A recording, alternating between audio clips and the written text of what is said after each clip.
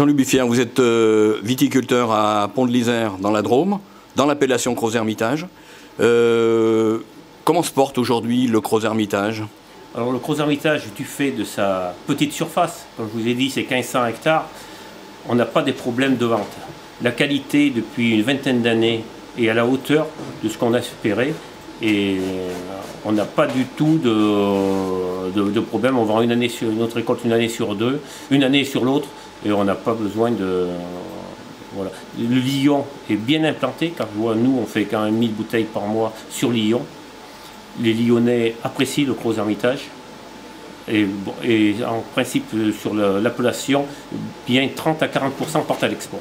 Alors sur les 8 appellations des Côtes du Rhône du Nord, qu'on appelle septentrionales, voilà. Comment est-ce que vous qualifiez, quelle est la typicité, la particularité du Crozes-Hermitage par rapport aux autres? Alors, d'une part, comme je l'ai dit, par sa surface, c'est la plus grande appellation. C'est du vin qui a des tanins et des longueurs en bouche qui sont... comment dire, qui font la typicité de cette Syrah. Comme on est en monocépage, c'est cette Syrah qui est appréciée, je crois, dans le monde entier. Et c'est des vins qui ont une très grande longueur en bouche, qui sont très tanniques. Qu'on commence à apprécier au bout de 2-3 ans?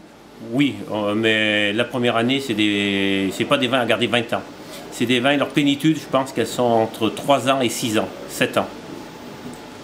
Aujourd'hui, en termes d'avenir, est-ce qu'il y a de la relève du côté des jeunes vignerons? Oui. Comment ça se passe? Oui, alors pour notre part, moi c'est mes deux fils qui ont repris l'exploitation, le domaine l'année passée. Et dans toutes les caves, il y a un successeur. Et on s'aperçoit que beaucoup de viticulteurs quittent la cave coopérative pour montrer leur propre cave.